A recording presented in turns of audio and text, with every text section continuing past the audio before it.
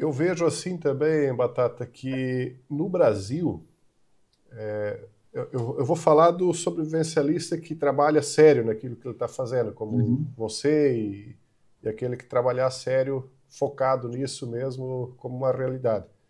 Aqui no Brasil, as pessoas não levam isso tão a sério como uma necessidade. Eu não sei se porque o país nunca passou por uma guerra ou porque talvez aqui tenha abundância, enquanto que na Europa isso é visto com seriedade, nos Estados Unidos é visto com muita seriedade.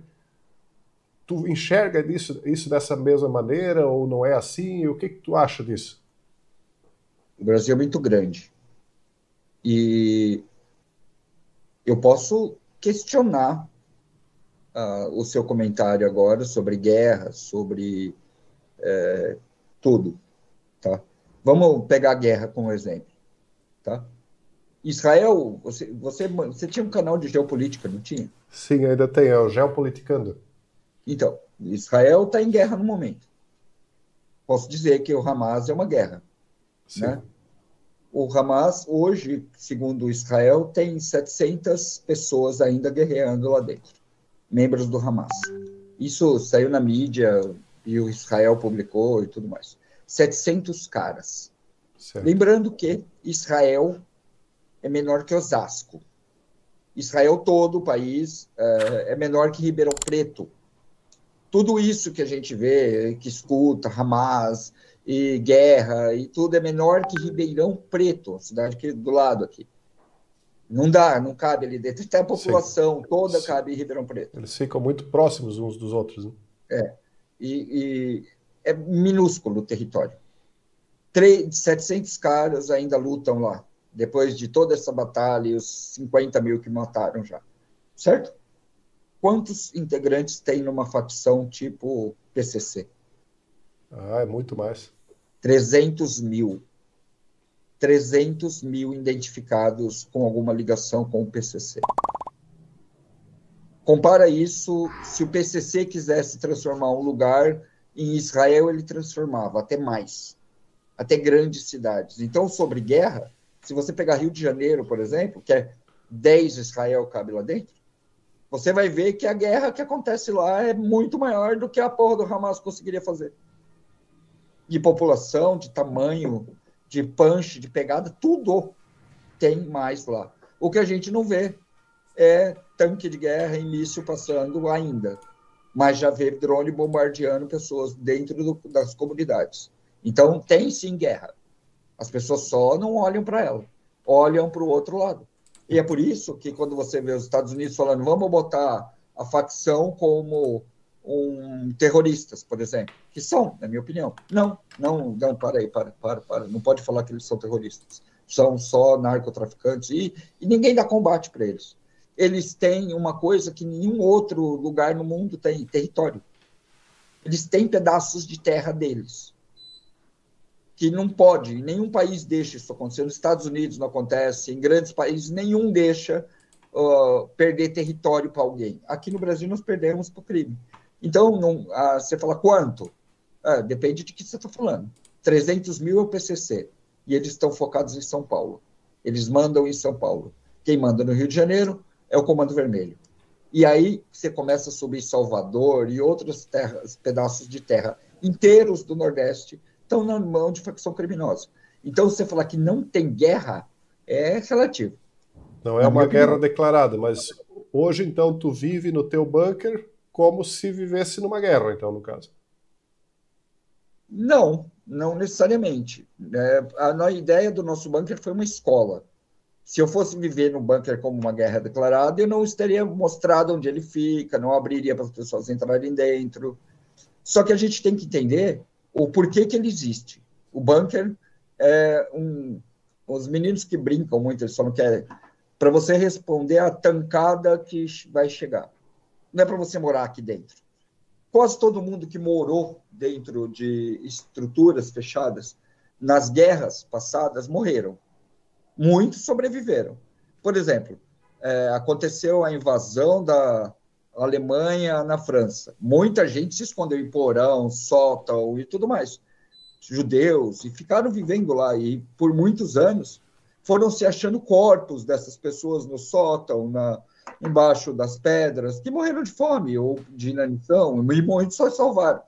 São dois espectros. Mas por que eles foram para lá? Para responder ao primeiro impacto da crise.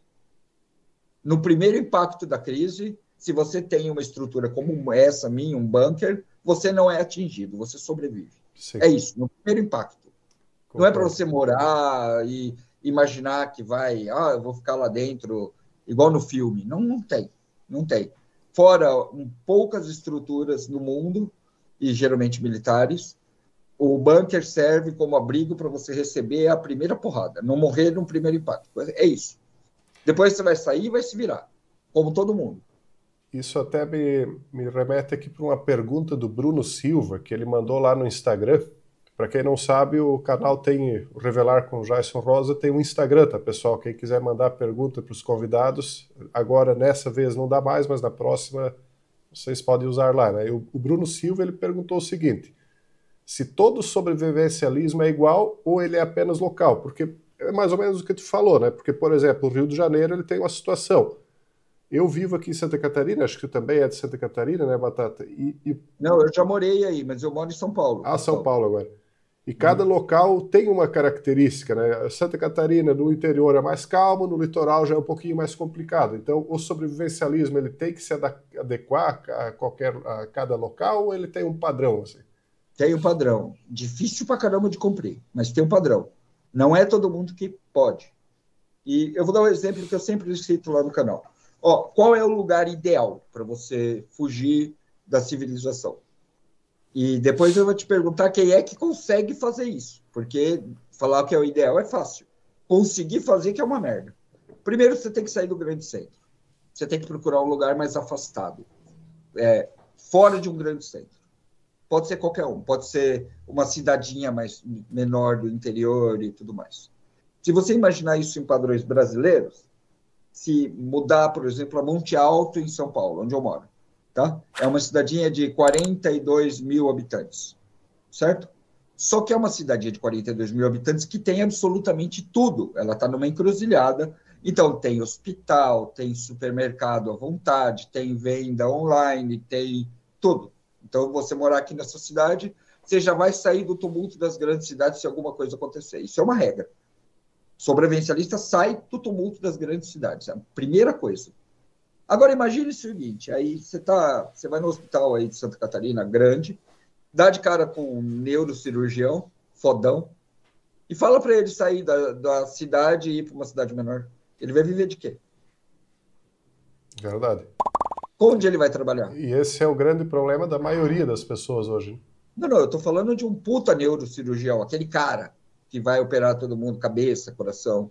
Tipo o cara que me operou agora, 6 meses atrás. Aqui na minha cidade eu ia morrer. Eu tive que ir para a cidade do lado, onde tem um cara desse fudidão que fez a cirurgia. Mas ele está lá.